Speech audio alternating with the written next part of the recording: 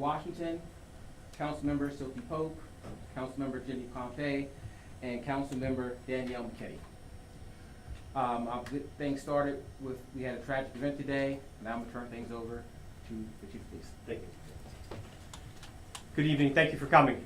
So I will start with a recap of what happened today.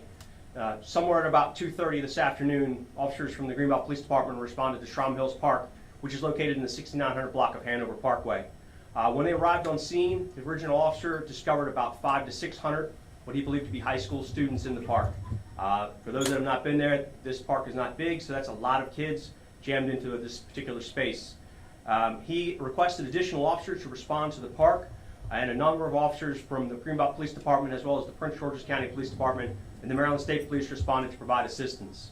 Officers arrived on scene and began trying to control traffic and the crowd as well. And while those officers were walking into the park, they heard the sound of gunshots. They believed at that time to be a number of shots, not verified, but 8 to 10 gunshots. Officers then immediately responded to where those shots came from in an active shooter response. Not only members of the Greenbelt Police Department, again, Prince George's County Police Department and the Maryland State Police. Officers responded. They located 5 wounded individuals. They immediately began providing medical care to those individuals while they secured the area and searched for a suspect.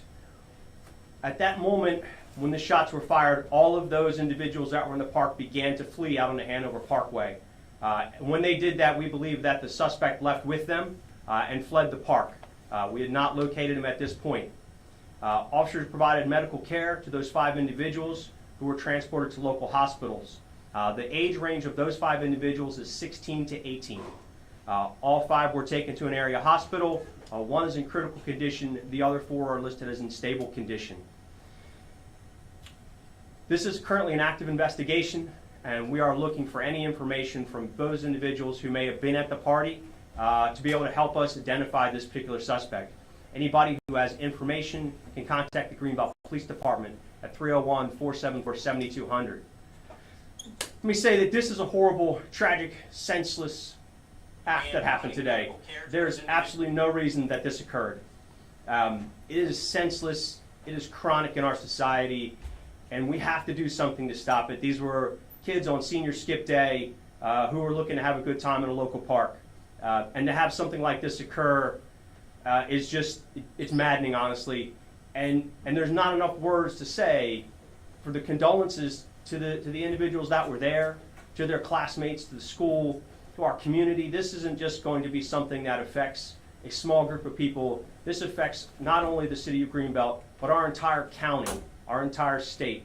These are kids, these are high school kids, and this is just unnecessary, unacceptable. And we have to come together and find a way to keep this from happening. You know, there's, again, I'm pretty upset by this, and there's got to be a way to get this to stop happening. With that, I'll ask my city manager to come forward and say a few words. Thank you, Police Chief. This is a very unfortunate event that happened. There's really no words to say how senseless this violence is. And I agree with the Chief that we have to find ways of getting guns off our streets and doing more on how we can help our young people have better relationships with each other, because these are young people hurting each other. Like Chief said, this is an investigation, so we'll have further evidence and details to highlight in the coming days. And I hope that we can find a resolution and find the person responsible or persons responsible for this senseless act of violence. Now, leading up to the event, our officers were on scene, and I feel fortunate that we had so many officers already on the scene that were there, and I'm sure that that helped in reducing the number of victims in this incident. I also am grateful for the numerous law enforcement agencies that were already on site and provided an immediate response to this incident. And that includes the Prince George's County Police, Berwyn Heights, Maryland State Police. We also had support from ATF and the FBI, and we're grateful for all the assistance that we received. Moving forward, we're gonna be diligent about these unscheduled activities that are happening in our community. We're gonna we're going to play a greater role in tracking and reporting these incidents. With that said, thank you for your patience as we look for swift resolutions to this open case and this investigation. And I'll hand the floor over to our mayor. Good afternoon. So it's my understanding that this was a senior skip day meetup informally organized on social media. So I've been told that the group migrated here from another area. So our schools and recreational facilities in Greenbelt were locked down, and we've closed them out of an abundance of caution. So I'm just grateful that our officers were able to quickly help on the scene, and we're grateful for the support of the county and the state. I received a call from the governor stating his support. So our thoughts are with the families, with the classmates, and with the victims. It's unnecessary. And if a group of high school students cannot get together and have a good time, what is the world coming to? So we're shocked. We're grateful for the support, but we have to find a way to deal with situations like this before they happen. So at this time, I think we're going to take questions. Senator Washington, did you have? Sure. Thank you, Mr. Mayor. Good evening, everyone. My name is Alonzo Washington. I'm a state senator that represents Greenbelt in this area. Today is a tough day for not only Greenbelters, but for Marylanders. To see the senseless violence happen right here in our home, right here in my hometown of Greenbelt, is hurtful. It's not hurtful to me, but it's hurtful to the entire state. Our students and our families deserve a safe place, even in a grocery store or at a park. They deserve to be safe. And unfortunately, unfortunately that happened today.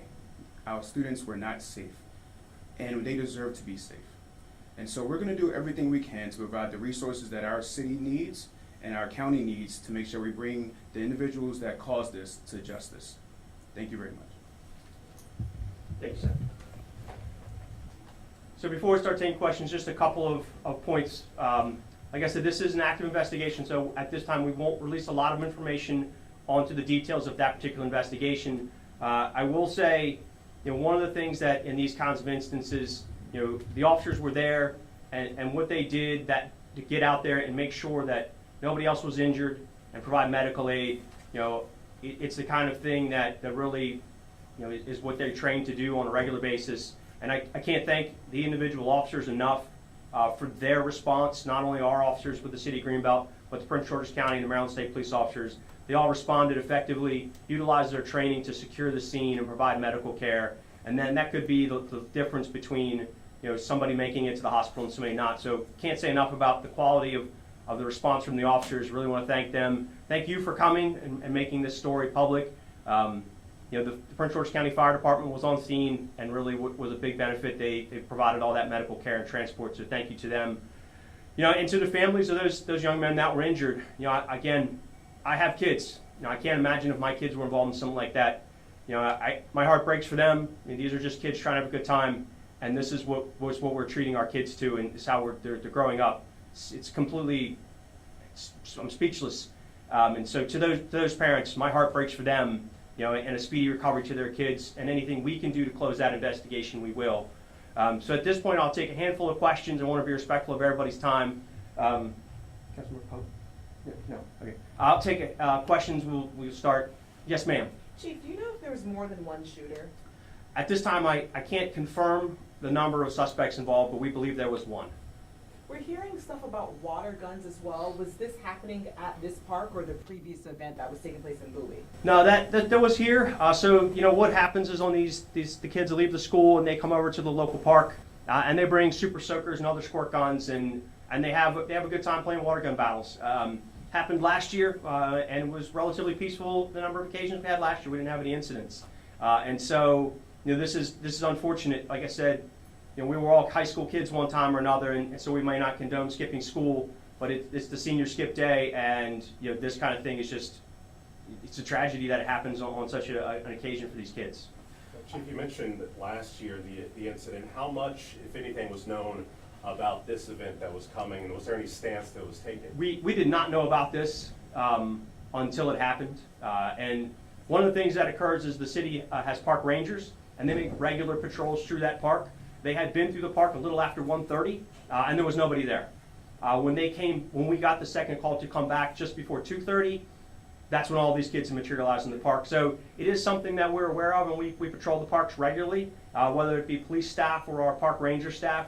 So we do have a presence in the parks on a pretty regular basis, and it was in a pretty short time frame that all of these individuals showed up. Yes, sir. Chief, you mentioned ages 16, 18, all male? Yes, sir. And then just to follow up, completely blanked out, sorry, come back to me. Yes, sir. How many high schools were involved in this, do you know? I do not know the number of schools that were involved. Gotcha. And you said one in critical, the other 4 stable. Yes. Stable is not a condition. Do you know fair, good? What I was told by the hospital is stable. Okay. So Chief, is it fair to say that these were hundreds of high school seniors from different high schools in the district? Or are there 1 or 2 specific schools? Because we know it started in Bowie. Yeah, I don't know how many different schools are associated, and I don't want to speculate at this point because I don't know. I do know that there were kids from Eleanor Roosevelt High School, as well as kids from perhaps Bowie and maybe some of the other adjoining high schools. Chief, there's some video of quite a few young men being detained. Looked like there was a vehicle that was pulled over and about 11 young men. Can you tell me about that process, if anybody's being looked at, if those people are still being detained? So that was just part of the sort of the routine, I don't want to say routine, that initial response in stopping and identifying individuals that may or may not have what we believed at that time to have been associated. All those individuals have been cleared at this point and released. Were there any security cameras in the area? No, there are no security cameras there. So Chief, what are you relying on to help solve this? There was no cameras, are you just hoping that the students speak? We are hoping that the students will come forward. We're already starting to see some video online, and we know that there's going to be a lot more of that kind of video out there. So we're really hoping that the students will start sending us that video or at least post it so we can get it from there. Because we know that the person involved is definitely on a camera somewhere. Like I said, there was about 20 police officers, so we have a lot of body-worn camera footage. And so we'll scrub through all of that as well as we try to locate anybody that might have been involved. Yes, sir. What's your preliminary understanding of possible motives here? We have nothing at this point.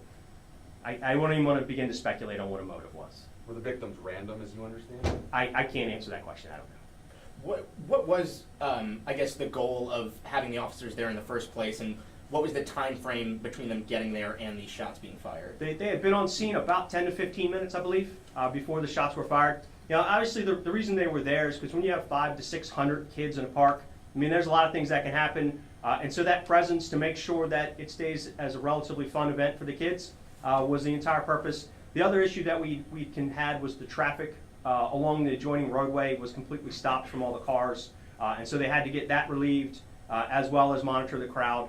Our initial response was to simply monitor the crowd and let them use the park. It's a lawful activity. There'd be no reason to kick them out of the park. And so we were going to let them use the park, and unfortunately, it didn't happen. Chief, can you just talk to us? Obviously, I mean, 500 to 600 people there with the officers responding. It's a huge crowd. I mean, they're overwhelmed in the sense of you are controlling it, but you're seeing this huge number. Can you just walk us through, because I don't think people understand that, they can't have their eyes obviously on this entire group of people when you say, that once they're there. Absolutely. So I'm saying 500 to 600, and it could have been a larger group. One officer thinks it was closer to 1,000. So you're talking about 25 to 30 police officers on scene. That's a really big group in an open environment for 25 to 30 police officers. And so you're not going to see everything that's happening. And they had just begun to make entry into the park, so it was relatively early on. Can you tell us where the injured people were located once they were, where in the park? I know They were located near the pavilion area. Okay. You're talking about being more diligent about these unscheduled events in the future. what really can be done? Are we talking about monitoring social media, or are we talking about a crackdown altogether on these skip days? No, I don't think we're talking about a crackdown altogether. I think it is a combination of things. Monitoring the park facilities through either law enforcement, the police department, or the park ranger staff. Use of other technology, cameras, things like that to keep a handle on what's happening at the park. And then talking with the kids, right? Going over to the school. We have an SRO located at Eleanor Roosevelt. So communicating with the kids, making sure that when they're going to have these events at the park, that we know it's happening and we're able to provide a first safe environment. Any last one more question from anybody? No? Thank you very much. I really appreciate you coming. Thank you. Thanks.